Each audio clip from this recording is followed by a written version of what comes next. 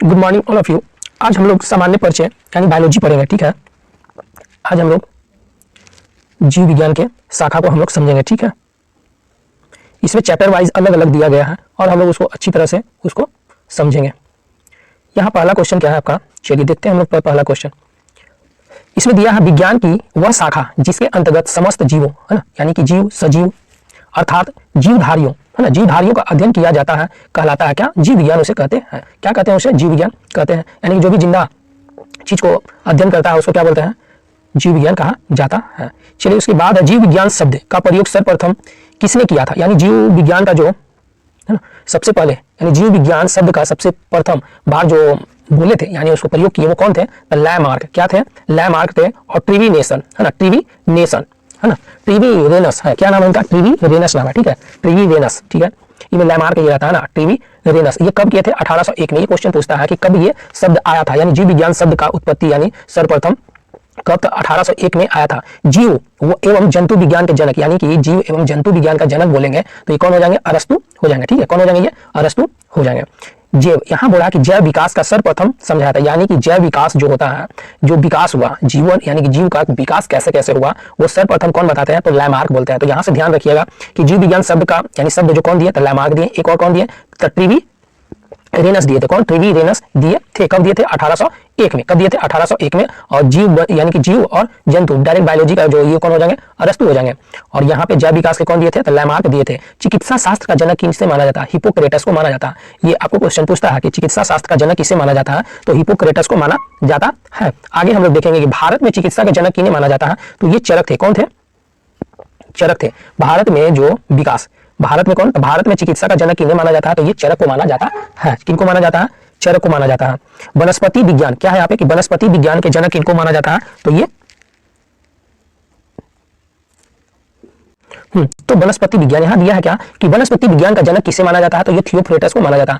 थियोफ्रेटस, वनस्पति का पूछेंगे तो कौन, थियोफ्रेटस कुछ बताएंगे। भारत में कौन, तो चरक हो जाएगा। भारत में चिकित्सा का जनक कौन हो जाएंगे, चरक। तो भारत में शल्य चिकित्सा यानी शल्य चिकित्सा के जनक इनको सुश्रुत को माना जाता है। मानव का इतिहास यानी मानव का जो विकास, मानव का क्या विकास हुआ, इतिहास परंपराओं से संबंधित विषय कहलाता है। क्या, यानी कि मानव विकास किया है ना, धीरे धीरे कैसे कैसे वो विकास किया, या इतिहास उसका, या परंपराओं या जो परंपरा आ रहा संबंधित विषय क्या कहलाता है, तो एंथ्रोपोलॉजी कहते हैं।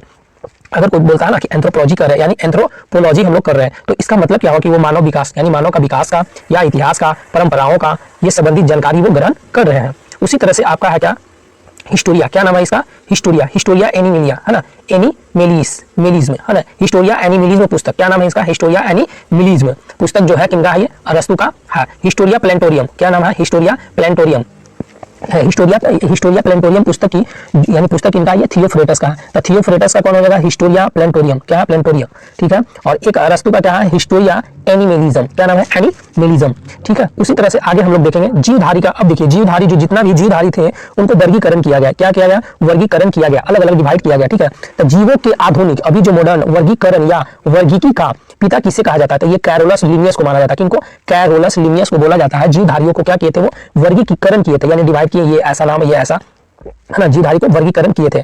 जीवों के नामकरण, क्या यहाँ पे कि जीवों के नामकरण, जीवों के नामकरण जीवों के नामकरण के दी नाम। देखिए जीव जो थे ना उसका दो नाम दिया गया। ठीक है, ये दो नाम दिए थे यानी कि दी पद्धति, ये कौन दिए थे, तो कैरोलस लिनियस ने दिए थे। यानी कब दिए थे, तो 1753 में ये दिए थे। यानी कि दो नाम, एक साइंटिफिक नेम होगा, आगे हम लोग को आएगा तो वो देख लेंगे। ठीक है, तो ये कौन थे, कैरोलस लिनियस थे। पांच जगत, ये क्या बोलते हैं देखिए, है ना, पांच जगत का वर्गीकरण, है ना, वर्गीकरण पद्धति को प्रस्तुत किया था। कौन, तो ये एच रॉबर्ट आगे लगा रहेगा। ठीक है, एच हिक्टेयर, यहाँ पे यही क्वेश्चन रहेगा, हिक्टेयर, तो ज्यादा यहाँ पे हिक्टेयर ही मोस्ट। कब दिए थे, तो ये 1969 में पांच जगत में वर्गीकरण किए, यानी पांच जगत में किए थे। क्या, पांच, 1 2 3 4 5, वो आगे मिलेगा हम लोग को, तो देख लेंगे। ठीक है, समस्त जीवों का पांच जगत वर्गीकरण किए थे। कौन, तो हिक्टेयर किए थे। कब किए थे, 1969 में। एक दिए कौन, तो मोनेरा दिए, एक दिए प्रोटेस्टा दिए, एक क्या कवक दिए, एक दिए पादप और एक जंतु। ये पूछता है कि समस्त जीवों को कितने वर्ग में वर्गीकरण किया गया, तो पांच में। कौन कौन, तो मोनेरा गया, प्रोटिस्टा हो गया, कवक हो गया, पादप हो गया और ये जंतु हो जाएगा। सभी प्रोकैरियोटिक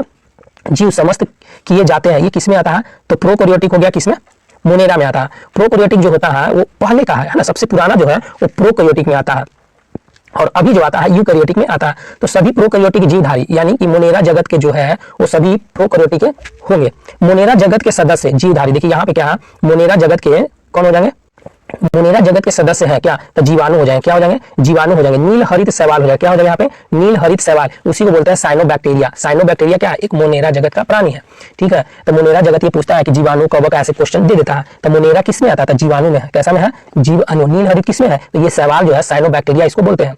चलिए यहाँ देखते हैं प्रोकैरियोटिक जीवों में, यानी कि प्रोकैरियोटिक जीवों में नहीं होता है, यानी कि जो प्रोकैरियोटिक होता है उसमें केंद्रक नहीं होता है, केंद्रक ही नहीं होता है, इसलिए इसको पहले यानी प्रोकैरियोटिक बोला जाता है। चलिए उसके बाद एक कोशिकीय होता है, यानी बोला एक कोशिकीय यूकैरियोटिक जीव सम्मिलित किए जाते हैं, तो ये किस में आता है, प्रोटिस्टा में आता है। यानी एक कोशिकीय जो होता है यूकैरियोटिक बोलता है, इसको क्या बोलते हैं, यूकैरियोटिक बोलते हैं। यूकैरियोटिक जो अभी हम लोग है ना यूकैरियोटिक में ही आते हैं।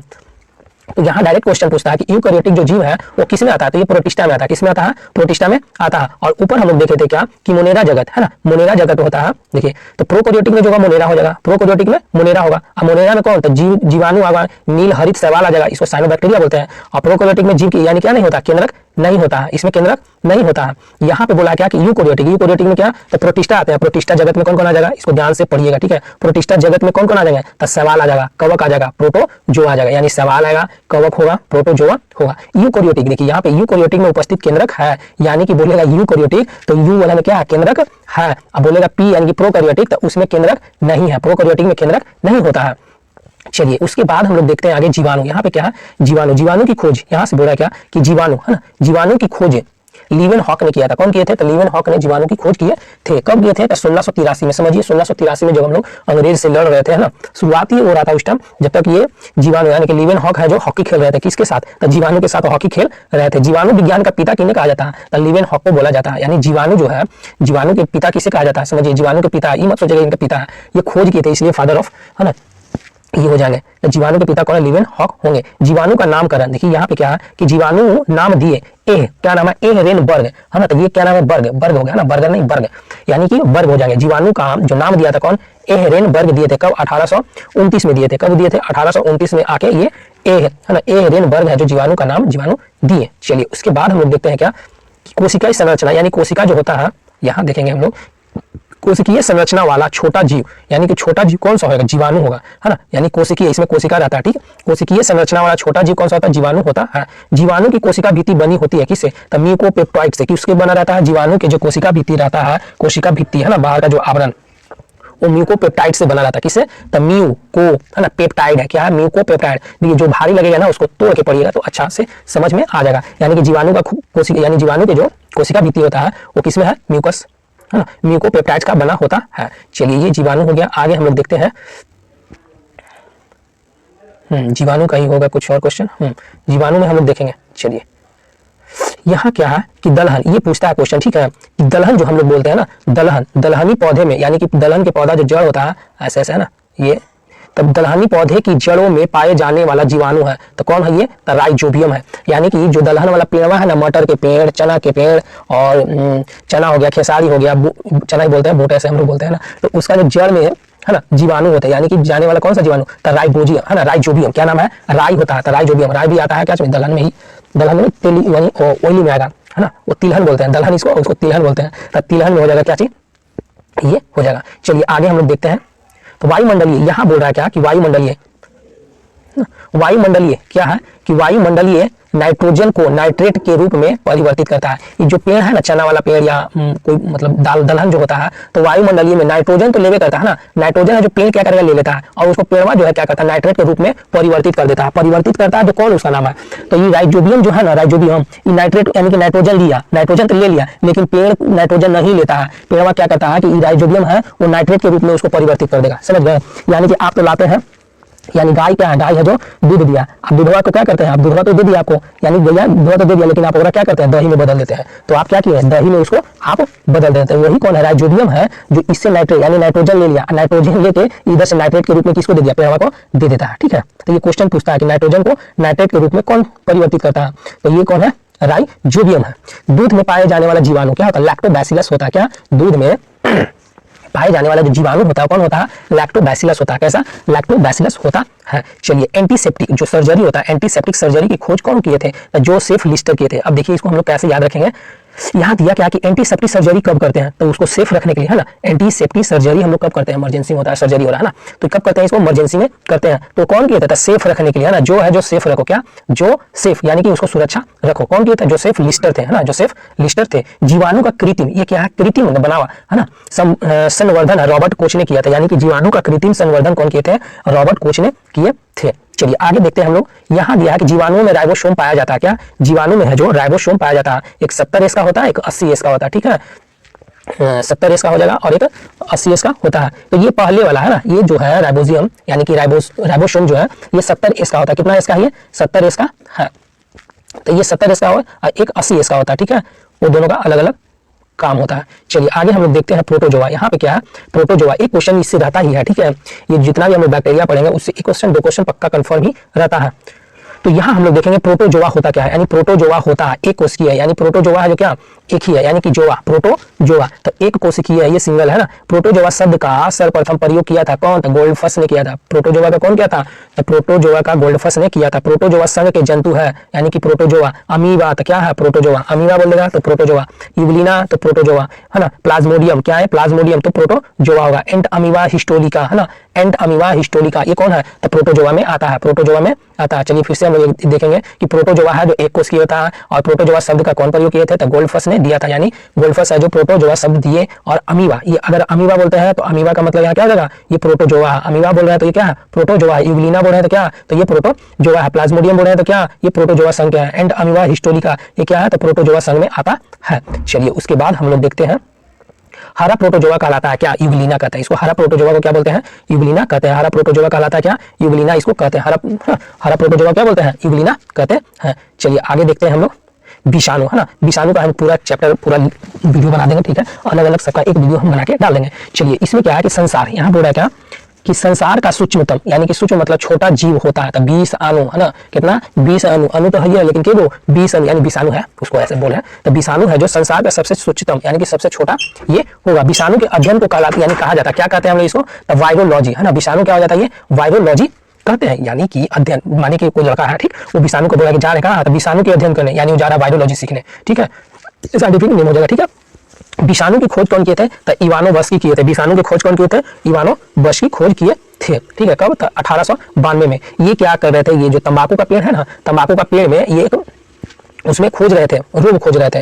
तो रोग खोजते खोजते उनको मिल गया था क्या चीज, विषाणु खोज मिल गया था। ये रूस के थे, कहाँ के थे, ये रूस के थे, ठीक है। चलिए आगे हम लोग देखते हैं। साधारणतः सभी विषाणु बने होते हैं, जो साधारण है जो बना होता है, यानी कि ये विषाणु बने होते हैं प्रोटीन के बने होते हैं, इसीलिए प्रोटीन के ये बने होते हैं, और न्यूक्लियक अम्ल का बना होता है, यानी आरएनए के, ठीक है, आरएनए के बने होते हैं। विषाणु का अगर साइज पूछता है तो यानी पॉइंट, यानी कि 0.15 से लेकर 0.2 माइक्रोन के बीच में होता है। ये इस तरह से क्वेश्चन पूछता है कि 0.15 से लेकर 0.2 के, यानी डायरेक्ट ऐसे भी याद रखते हैं ना, 15/10 और 2/10 इतना, है ना, 15/10 2/10 यानी 15 2, खाली 10 नीचे में दीजिए, ऐसे कुछ टिक लगा के याद कर लीजिए। तो इसका आकार इतना हुआ। रासायनिक रूप से विषाणु होता है न्यूक्लियो, है ना, न्यूक्लियो प्रोटीन होता है, यानी कि इसको रासायनिक रूप से अगर पूछा जाए कि विषाणु जो होता है क्या चाहिए, है ना, न्यूक्लियो प्रोटीन होता है। चलिए अब हम लोग देखते हैं कोशिका विज्ञान। यहाँ पे क्या जाएंगे, कोशिका विज्ञान यानी सेल के बारे में हम लोग पढ़ेंगे। जीवन यानी कि जीवन की मूलभूत इकाई क्या है, कोशिका होता है, यानी कि जीवन की मूलभूत इकाई अगर पूछता है तो कोशिका होता है। क्यों इसको मूलभूत इकाई बोल रहे हैं, क्योंकि मानिए आपका हाथ है ना, हाथ है तो उसमें ढेर सारा मांस मिल के बना है, तो ये एक नहीं मांस है, उसमें छोटा छोटा टुकड़ा टुकड़ा टुकड़ा टुकड़ा मिल के सबका ऐसे ऐसे मिल के वो आपका हाथ बन गया। तो ये क्या है, एक इकाई है, यानी कि उसका यूनिट है वो, ना वो यूनिट है, तो इस तरह से उसको मिल जाता है। चलिए फिर हम लोग देखते हैं कोशिका की खोज किसने किया था। कोशिका की खोज कौन किया था, रॉबर्ट हुक ने किया था। कब किया था, 1665 ईस्वी में किया था, समझ गए। यानी कि रॉबर्ट हुक आया 1665 में, बोला क्या चाहिए, कोशिका की खोज कर दिए। कोशिका का, है ना, जीवन की मूलभूत इकाई क्या है, कोशिका है। आगे है क्या, लीवेनहॉक। यहाँ पे क्या, लीवेनहॉक ने किसका, तो जीवित कोशिका का, यानी कि जिंदा कोशिका को खोज किया था। तो जस्ट क्या बोलते हैं, यानी कि जीवित को क्या बोलते हैं, लिव, यानी कि लाइव है ना, यानी जिंदा है भी। तो क्या लीवेनहॉक, क्या ये लीवेनहॉक कोशिका के अध्ययन को क्या कहते हैं, तो साइटोलॉजी कहते हैं। क्या कहते हैं उसको, कोशिका के अध्ययन को साइटोलॉजी कहा जाता है। कोशिका सिद्धांत के प्रतिपादित किए थे, यानी कोशिका का जो थ्योरी दिए थे वो कौन दिए थे, प्रतिपादित किए थे कौन, तो स्लाइडेन और स्वान ने किए थे। कौन किए थे, स्लाइडेन और स्वान किए थे। कब था, 1838 से 1839 में किए थे, यानी 1838 से 1839 में स्लाइडेन और स्वान जो है कोशिका सिद्धांत दे दिए, यानी कि सेल थ्योरी दिए थे। जीवधारियों की संरचना देखिए, जो जिंदा है उसका संरचना और क्रियात्मक इकाई क्या होता है, कोशिका होता है। मानिए यहाँ पे क्या होता है ना कि संरचना, जैसे मानिए एक यहाँ पे छुटकी है, ठीक, यहाँ पे एक छुटकी है और यहाँ पे एक मोटा सा लड़का है एकदम, ठीक है, ये क नाम के एकदम मोटा सा लड़का है, आइजा बड़ी एक छुटकी है। तो इसमें जो सेल है उसका सेल कम होगा क्योंकि ये पतला है, और इसका सेल क्या है, ज्यादा है क्योंकि ये मोटा है। तो उसी तरह से एक गधा का सेल है ना, यानी कि गधा में जो कोशिका होता है और एक हाथी में कोशिका होता है, दोनों के क्या संरचना यानी कि उसके आकार यानी कि उसके शेप उसके अनुसार ही बनता है, ठीक है। तो इसमें क्या होता है, मानिए कि एक गधा जितना भार उठा सकता है उसे है ना ज्यादा कौन हाथी उठा सकता है उस पर भार, क्यों, क्योंकि इसमें सेल की संख्या ज्यादा है, इसमें सेल की संख्या कम है। तो इस तरह से भी ये डिवाइड होता है।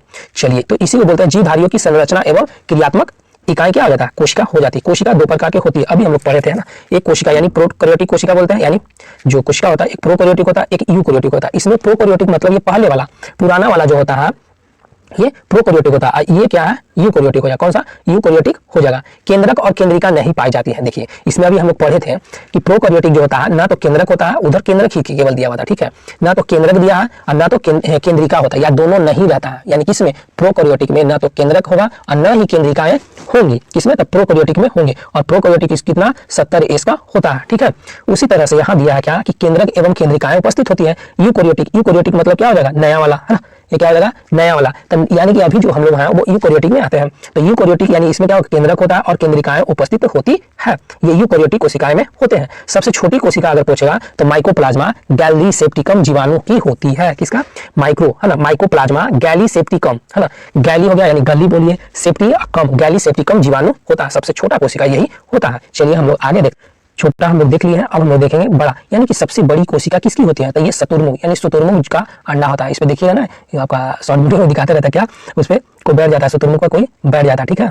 मानिए कि ये शुतुरमुर्ग है, ठीक, इतना बड़ा शुतुरमुर्ग है, ठीक, और ये इसका पैर बड़ा बड़ा होता है, यहीं पे आके छुटकी बैठिए, इसका कान पकड़ के तो दौड़ता भी है, ठीक है, वो बहुत स्ट्रॉन्ग होता है, जो उड़ नहीं सकता, पंछी में लेकिन उड़ नहीं सकता। तो ये सबसे बड़ी कोशिका हो जाएगी किसकी, शुतुरमुर्ग का अंडा हो जाएगा। मानव शरीर के सबसे छोटी लंबी कोशिका है, सबसे छोटी या लंबी कोशिका कौन हो जाएगा, है ना, इसे पूछा मानव के सबसे लंबी कोशिका पूछा है। लंबी कोशिका कौन होगा, तो न्यूरॉन बोलते हैं, तंत्रिका तंत्र वाला जो होता है ना, तंत्रिका कोशिका को क्या बोलते हैं, न्यूरॉन बोलते हैं, और सबसे लंबी होती है। मानव शरीर में पाई जाने वाली सबसे छोटी कोशिका कौन होता है, तो मानव शरीर में जो होता है ना, तो ये सेरिबेलम की है ना, गेन्यूल, क्या नाम है उसका, गेन्यूल सेल होता है, यानी सेल दिमाग में आता है जो, वो होता है, ठीक है। तो ये मानव शरीर में सबसे छोटी कौन हो जाएगी, यानी कि सबसे छोटी बोलेगा तो सेरिबेलम की गेन्यूल सेल होता है। मानव शरीर की सबसे लंबी कोशिका बोलेगा तो कौन, न्यूरॉन तंत्रिका कोशिका होती है। मानव शरीर में पाई जाने वाली, यहाँ बोला क्या कि मानव शरीर में पाई जाने वाली सबसे बड़ी कोशिका कौन हो जाता है, तो वही जो छुटकी कान पकड़ के बैठ गई थी, किसको, तो शुतुरमुर्ग, सॉरी है ना, ये दूसरा है ना, वो बड़ा होता है, उसका क्या होता है, बड़ा होता है, यानी मानव शरीर में पूछ रहा है, वो पंछी में होता है ना। चलिए यहाँ क्या है कि मानव शरीर में पाई जाने वाली सबसे बड़ी है ना, सबसे बड़ी कोशिका कौन हो जाएगा, तो अंडा में, यानी कि ओवम को बोलते हैं, ठीक है, मानव शरीर में ये है। और वो क्या था, वो था पंछी में आता है ना। देखिए यहाँ पे सबसे बड़ी किसका हो जाएगा, ये तो सबसे बड़ी कोशिका किसका होगा, शुतुरमुर्ग के अंडा का हो जाएगा, ये पंछी में हो जाएगा, ठीक है। चलिए आगे हम लोग देखते हैं कोशिका की संरचना। अब इसका क्या है, कोशिका जो सेल है उसका रचना संरचना कैसा है ना। तो जीवन की भौतिक आधार है जीव द्रव, यानी कि ये क्या है, जीव द्रव रहता है। मानिए कि गाड़ी है, ये आपका बाइक है, ठीक है, अब बाइक में जो ये चक्का है बीच में, तो चक्का जो रहता है उसमें क्या रहता है, बैरिंग लगा रहता है। अब बैरिंग में देखिए तेल ऑयल रहता है ना, ऑयल डाला रहता है, तो गिरीश डाला रहता है, क्यों, क्योंकि वो घर्षण से बचे है ना, वो पूरा रनिंग भी करे। तो इस तरह से ये होता है, ठीक है।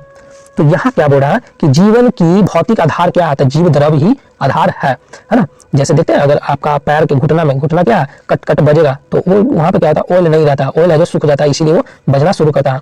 चलिए जीव द्रव की खोज किए थे, यानी कि जीव द्रव को कौन खोज किए थे, तो डुजार्डिन किए थे। कौन, डुजार्डिन, क्या नाम है, डुजा है ना, डुजार्डिन है, डुजार्डिन, क्या इसको कीजिए करके पढ़िएगा, ठीक है, डुजार्डिन, ठीक है। जीव द्रव का नामकरण कौन किए थे, पुरकिंजे किए थे।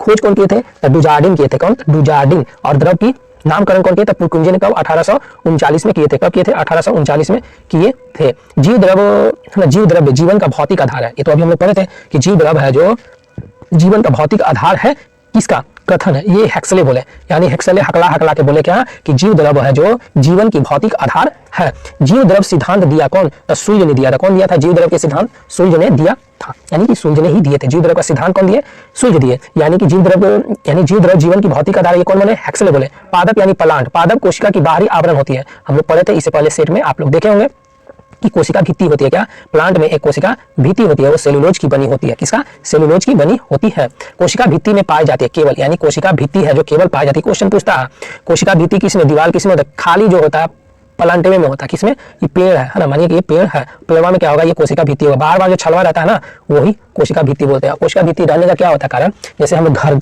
बनाते हैं तो घर बनाते हैं तो पिलर देते हैं, तो पिलर क्या करता है? मजबूती का काम करता है, इधर उधर हिलने देता है तो नहीं देता है ना। तो उसी तरह से ये इसमें भी यही काम करता है। बाद में ये बहुत मोटा हो जाता है, छाल की तरह गिर भी जाता है, उसमें से ज्यादा होता है तो गिर जाता है, फिर वो नया बना लेता है। कोशिका भित्ति क्या? कोशिका भित्ति बनी होती है, अभी हम लोग पढ़े थे सेलुलोज की बनी होती है। कोशिका झिल्ली पाई जाती है। देखिए कोशिका अगर झिल्ली बोलेगा तो प्लांटों में होगा और जंतुओं में होगा, है ना, जानवर में। तो जैसे देखे होंगे कोशिका झिल्ली, झिल्ली देखे होंगे, मानिए कि आपका हाथ है, ठीक, मानिए कि घुटना या कोई हाथ, मानिए घुटना ले लीजिए, ठीक है। तो घुटना, ये जो घुटना है ना, कभी कभी आपको टूटा होगा या फूट गया होगा, ठीक, तो टूटा होगा।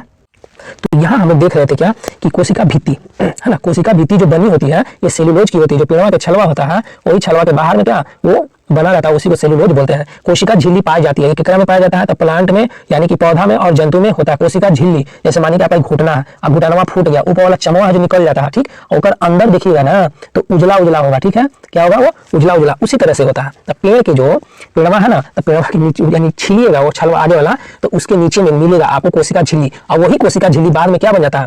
कोशिका भित्ति बन जाती है, ठीक है। उसको छील दीजिएगा ना तो वही बाद में क्या वो अपना ऑब्जर्व कर लेता है। चलिए उसके बाद हम लोग देखते हैं क्या कि कोशिका को एक निश्चित आकार, कोशिका जो है ना, कोशिका को एक निश्चित आकार एवं कोशिकांग को सुरक्षा प्रदान करती है। अब देखिए ये कौन? तो कोशिका झिल्ली। जैसे आप लाते हैं ना अंडा, अंडवा लाते हैं ना, तो अंडवा लाइएगा तो उसको छीलिएगा, ठीक है, तो ऊपर वाला तो छिलेबे करता है, ऊपर नीचे में भी जब होता है, तो जो डेली अंडा बनाता है ना तो उसको पता रहता है का कि कौन वाला हमको छीलना है, ठीक, कौन वाला छीलना। ऊपर वाला छीलिएगा ना कवर भी जाता, कहीं कहीं कवर जाएगा। अगर नीचे वाला मिल गया, नीचे वाला झिल्लिया मिल गया तो समझिए कि आपका अंडा है जो बढ़िया से छिला जाएगा, ठीक है।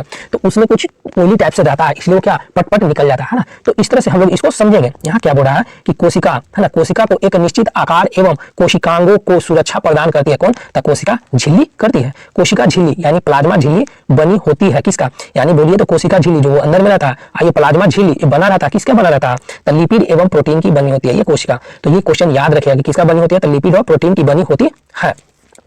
चलिए आगे हम लोग देखते हैं किसका? माइटोकॉन्ड्रिया, है ना। ये क्या होता है? माइटोकॉन्ड्रिया। माइटोकॉन्ड्रिया की खोज कौन किया था? तो अल्टमैन ने किया था। कैसन था आदमी वो? तो अल्टर समझिए, वो अल्टर था आदमी, अल्टर, है ना। तो किसका खोज किया? तो माइटोकॉन्ड्रिया का। माइटोकॉन्ड्रिया का खोज कौन किया? अल्टमैन ने किया था। माइटोकॉन्ड्रिया का नामकरण कौन दिया? तो बेंडा ने। खोजा कौन? अल्टमैन, है ना। अल्टमैन मतलब ये अल्टर था इसलिए खोज दिया किसको? माइटोकॉन्ड्रिया को। माइटोकॉन्ड्रिया को तो खोज दिया, लेकिन अब क्या हो गया यहाँ पे? नामकरण करके। तुमने खोज भी किया भैया, है ना, लेकिन हम इतना नामकरण करेंगे। लाओ, तो ये गया पंडित जी बन के बेंडा। कौन? तो बेंडा गया, उसका नामकरण कर दिया। माइटोकॉन्ड्रिया नहीं होता है जीवाणु में। देखिए ये क्या है? जीवाणु में माइटोकॉन्ड्रिया नहीं होता। माइटोकॉन्ड्रिया में पाए जाने वाले द्रव कहलाता है, यानी देखिए माइटोकॉन्ड्रिया है उसमें एक ऑयली टाइप से रहता है, यानी द्रव रहता है भरा हुआ, तो कौन होता है? मैट्रिक्स उसी को बोलते हैं। क्या बोलते हैं? मैट्रिक्स।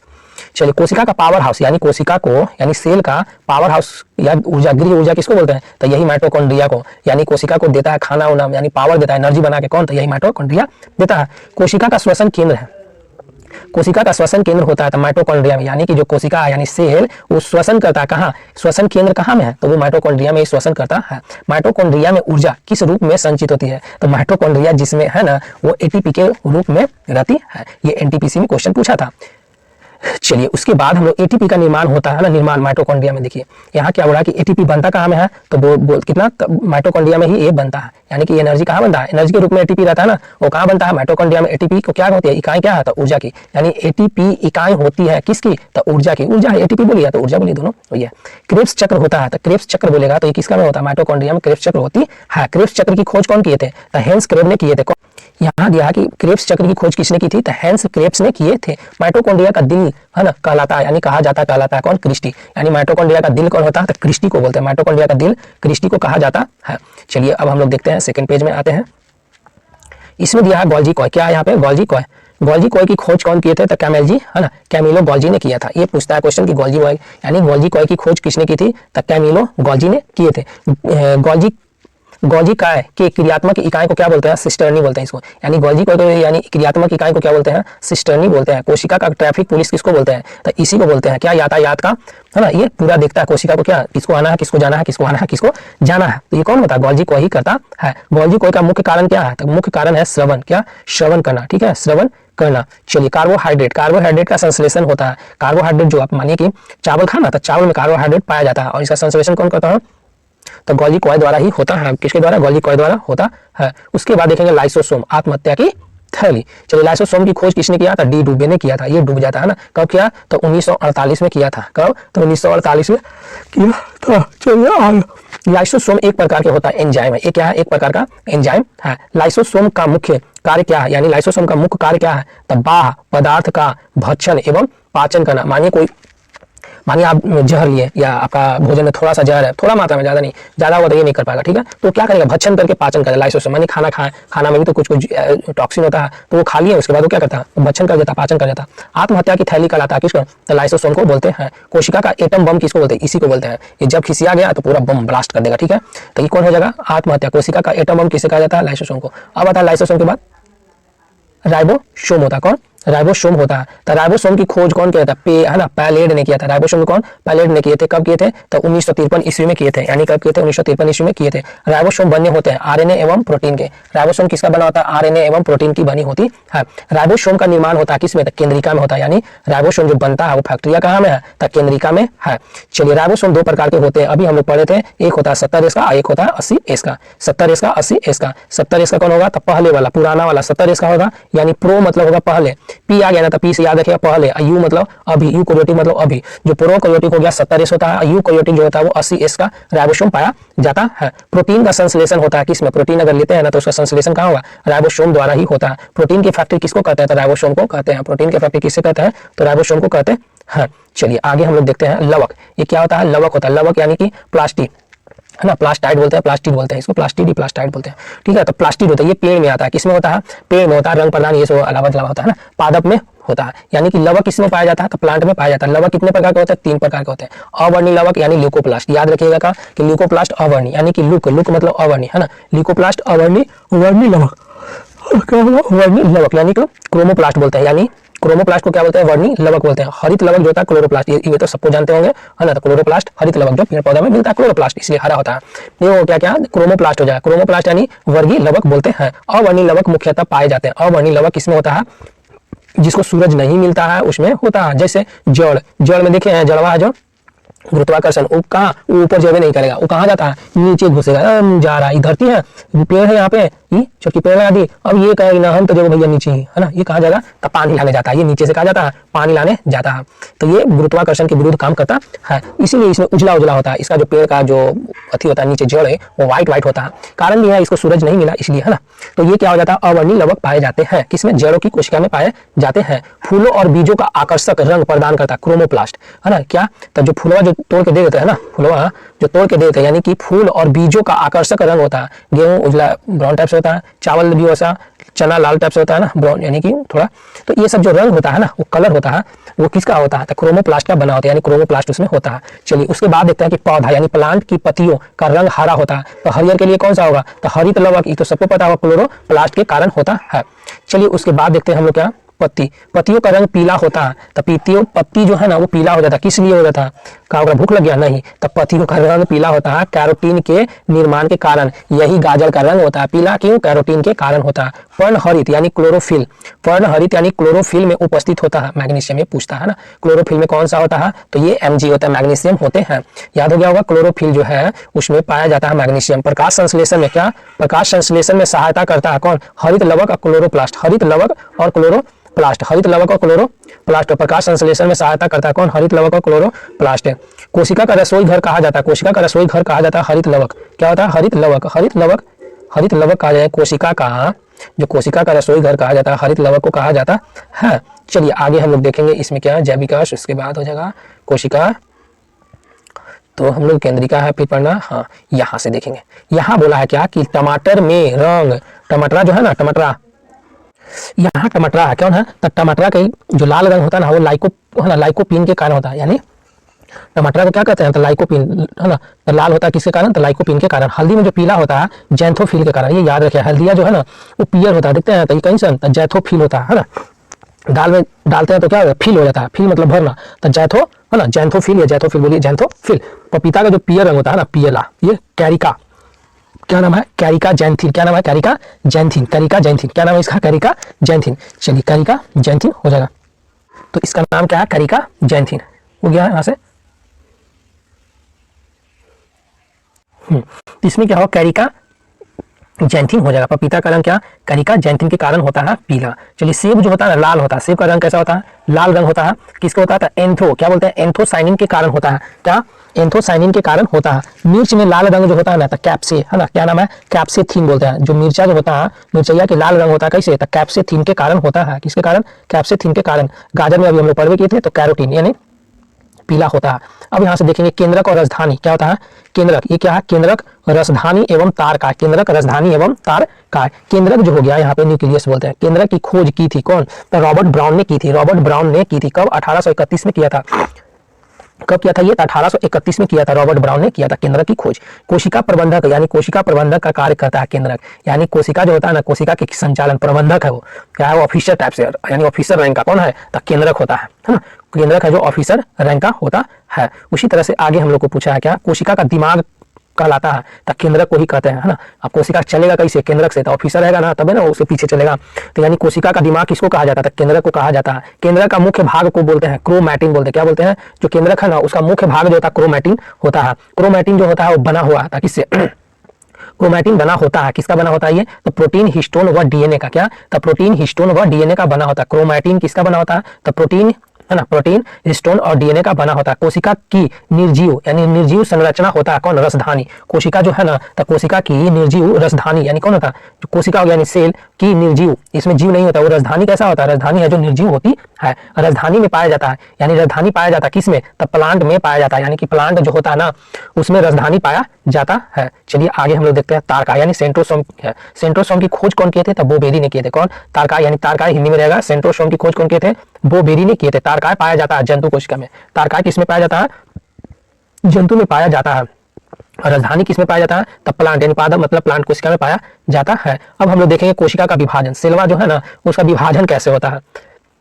देखते हैं, ये हाथ है, मानिए छुटकी का हाथ है, ये हाथ का कर ली, छुटकी काट ली या थोड़ा सा छील ली, यहाँ पे जो ये स्किन है उसको छील ली, तो वहां पे क्या होता है, सेल फिर कुछ दिन के बाद बन जाता है, अपने आप वो बन जाता है। तो उसी को हम लोग अब यहाँ पे देखेंगे। तो केंद्रक का विभाजन यानी केंद्रक विभाजन की क्रिया कहलाती है, यानी केंद्रक विभाजन की क्रिया कहलाती है कौन, कैरियोकाइनेसिस। क्या बोलता है, कैरियोकाइनेसिस, मतलब जानिए कि एक ये है, ठीक है, ये पूरा आपका सेल है, ठीक।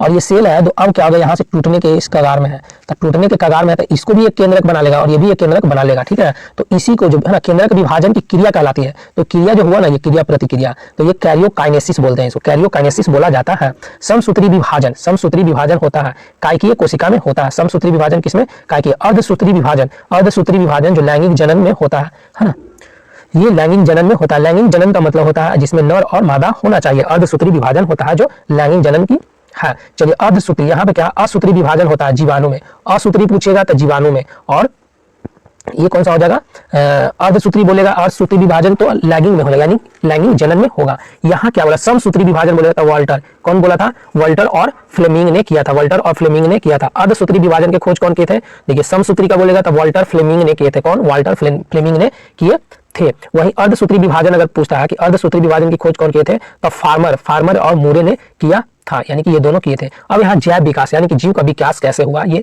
अभी हम लोग पढ़ेंगे। चलिए इसमें देखते हैं प्राकृतिक वर्ण यानी कि नेचर वर्ण का सिद्धांत कौन दिया था, यही दिए थे डार्विन है, जो प्राकृतिक वर्ण का कौन दिया, डार्विन दिए थे। उत्परिवर्तन का सिद्धांत किसने दिया, तो हुंगो डी ब्रिज ने दिए थे। कौन, हुंगो डी ब्रिज ने दिए थे। नेचुरल सिलेक्शन यानी कि नेचुरल सिलेक्शन प्राकृतिक चयन, कौन सा प्राकृतिक चयन का सिद्धांत कौन दिए थे, तो डार्विन दिए थे। कौन, प्राकृतिक चयन का सिद्धांत कौन दिए थे, डार्विन दिए थे। विकास के सिद्धांत का प्रतिपादित किया था कौन, तो डार्विन ने किए थे, यानी कि विकास के सिद्धांत, वो कैसे कैसे विकास किया उनका जो बोले थे वो डार्विन बोले थे। चलिए उसके बाद है क्या, अनुवांशिक है। अनुवांशिकी का पिता या जनक किसे कहा जाता है, तो ग्रेगरी, कौन नाम है, ग्रेगरी जॉन मेंडल ने दिए थे, ग्रेगरी जॉन मेंडल ने दिए थे। अनुवांशिक का मतलब क्या है कि मानिए कि जो गुण आप में है वो गुण आपका बेटा में भी होगा।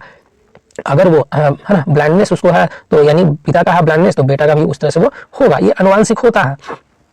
अनुवांशिक संबंधी है ना प्रयोग के लिए मेंडल ने सबसे पहले किसका चुना था, तो ये मटर के पौधा चुने थे। इसी में क्या कर रहे थे, खोज कर रहे थे, तो खोज कर रहे थे, इनको मिला था। अनुवांशिकता के विज्ञान को है ना, यहाँ क्या है कि अनुवांशिकता के विज्ञान को अनुवांशिकी कहा जाता है। कौन था, डब्ल्यू वाटसन कहते हैं, यानी कि डब्ल्यू वाटसन ने कहा था अनुवांशिकता के विज्ञान को अनुवांशिकी कहा जाता है। डब्ल्यू है ना, क्या नाम है, डब्ल्यू वाटसन ने किए थे। जेनेटिक शब्द बोलते हैं ना, जेनेटिक उपकरण मिलता है ना, शब्द सर्वप्रथम कौन दिए थे, तो वर्ल्ड है ना, डब्ल्यू वाटसन ने दिए थे। कब दिए थे, 1905 में दिए थे। कब, 1905 में दिए थे। अनुवांशिक उत्परिवर्तन होता है किसमें होता है, क्रोमोसोम में होता है, तो ये क्रोमोसोम में होता है। अनुवांशिक उत्परिवर्तन कहाँ, क्रोमोसोम में होता है। चलिए आगे हम लोग देखते हैं, यहाँ दिया हुआ है आपका चलिए यहाँ से क्या है कि आनुवांशिकता की मूल इकाई क्या है, यानी कि आनुवांशिकता क्या वो लेके जाता है, जीन ही है जो यहाँ से वहां जाता है। जीन शब्द का सर्वप्रथम प्रयोग कौन किए थे? बिल हेलम। कौन? बिल हेलम जोहानसन ने किए थे। बिल हेलम जोहानसन ने किए थे। कब? 1909 में किए थे। जीन का अवस्थित, जीन अवस्थित होते हैं गुणसूत्रों में। जीन जो है वो गुणसूत्रों में अवस्थित रहता है, उसी में रहता है। एक जीन एक एंजाइम का सिद्धांत कौन दिए थे? तब ब्यूडल दिए थे। कौन? ब्यूडल और टैटम दिए थे। एक जीन एक एंजाइम सिद्धांत को प्रतिपादित किया था, ब्यूडल एवं टैटम ने दिए थे।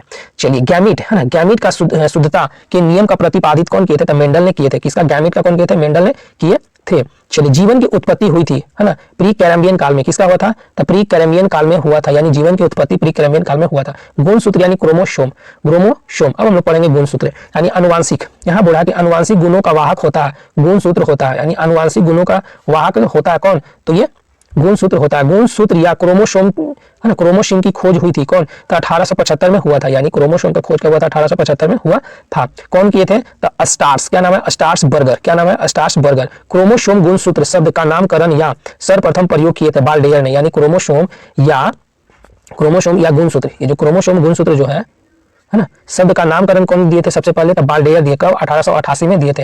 1888 में दिए थे। गुणसूत्रों का निर्माण होता है किसमें? तो क्रोमेटिन नामक पदार्थ में होता है। गुणसूत्रों का निर्माण जो होता है क्रोमेटिन नामक पदार्थ में होता है। मनुष्य तथा जंतुओं में लिंग निर्धारण होता है किसे? तो गुणसूत्रों के द्वारा होता है ना, कि लड़का होगा या लड़की होगी। मनुष्य में गुणसूत्रों की संख्या होती है 44 अर्थात 23 जोड़ी। जोड़ी पूछेगा तो 23 होगा, ऐसे 44 है ना। क्या होता है यहाँ पे? 46 होगा ना, यहाँ 44 दिया है, क्या होगा? 46 हो जाएगा। ठीक है, क्या? 46।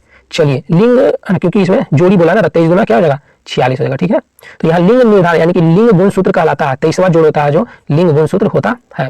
पुरुष व स्त्री की है ना, यहाँ बोला क्या कि पुरुष व स्त्री की, ये पुरुष ना, चलिए पुरुष व स्त्री जीन संघटक है, यानी पुरुष व स्त्री में, तो पुरुष में कौन कौन? XY और स्त्री में कौन होगा? XX है ना। अगर लड़का है तो XY और लड़की में XX होता है। ठीक है, इसीलिए इसका समान है ना, इसका देखिएगा यानी कि हर तरह का अलग अनुभव रहता है, लड़का में अलग अनुभव होता है। तो ये लड़का होता है तो XY और लड़की होती है तो XX होता है। पुरुष की है ना, पुरुष में 23वां जोड़ा गुणसूत्र होता है क्या? तो XY, यानी कि ये समान है ना। क्या होगा? पुरुष में 23वां गुणसूत्र कौन सा होता है? तो XY होता है। और महिला में 23वां जोड़ा यानी कि 23वां जोड़ा गुणसूत्र होता है, ये XX होता है, यानी कि दोनों समान होता है, XX होता है। मानव में बच्चे का लिंग निर्धारण होता है, यानी कि लिंग निर्धारण होता है किसके अनुसार? तो पिता के क्रोमोसोम के अनुसार, यानी पिता के गुणसूत्र के अनुसार, जिसमें XY होता है, जिसमें XY होता है। एक लड़का अपने पिता से है ना विरासत में गुणसूत्र प्राप्त करता है, यानी कि मानिए कोई यहाँ पे लड़का है, ठीक, तो लड़का है तो वो पिता से कौन सा वो प्राप्त किया विरासत में? तो 22 + Y करेगा। क्या? 22 + Y करेगा। चलिए उसके बाद है न्यूक्लियक अम्ल। यहाँ पे न्यूक्लियक अम्ल की खोज कौन किए थे? जर्मन वैज्ञानिक थे और फ्रेडरिक मीसर ने किए थे। कौन? फ्रेडरिक मीसर ने किए थे। कब? 1869 में ये किए थे। न्यूक्लियक अम्ल का निर्माण होता है न्यूक्लियोटाइड्स में। किसका? न्यूक्लियोटाइड्स में होता है। दो, यहाँ बोला कि 2 न्यूक्लियक अम्ल है, RNA और DNA जो है 2 न्यूक्लियक अम्ल होता है। RNA का पूर्ण रूप होता है राइबोन्यूक्लिक एसिड बोलते हैं। RNA का क्या? राइबोन्यूक्लिक एसिड बोलते हैं। DNA का क्या होता है? डीऑक्सी है ना, डॉक्सी राइबो यानी डीऑक्सी राइबो न्यूक्लियक एसिड कहा जाता है। डीएनए का क्या होता है? डबल हेलिक्स मॉडल बोलते हैं ना, ये क्या होता है? डबल हेलिक्स बोलते हैं ना, ऐसे ऐसे रहता है। ठीक है, डबल हेलिक्स बोलते हैं। चलिए डीएनए का डबल हेलिक्स मॉडल कौन दिए थे? तो ये दिए जो थे वाटसन थे और क्रिक। कब? 1953 में दिए थे, यानी 1953 में वाटसन और क्रिक दिए थे। वाटसन व क्रिक को नोबेल पुरस्कार मिला था 1962 में, इसी के लिए इनको दिया गया था। डीएनए संश्लेषण का प्रतिपादित किया था कौन? कार्नबर्ग का डीएनए का प्रतिपादित कौन किया था? कार्नबर्ग। डीएनए होता है एक अनुवांशिकी पदार्थ है। कैसा? ये अनुवांशिकी पदार्थ है। डीएनए का मुख्य कार्य क्या है? प्रोटीन का संश्लेषण करना। प्रोटीन का क्या करेगा? संश्लेषण करेगा। चलिए उसके बाद है डीएनए। डीएनए का मुख्य कार्य क्या है? प्रोटीन संश्लेषण करना है ना, प्रोटीन संश्लेषण को नियंत्रित करना तथा आनुवांशिक क्रियाओं को संचालन करना। ये किसका काम है? तो डीएनए का काम है।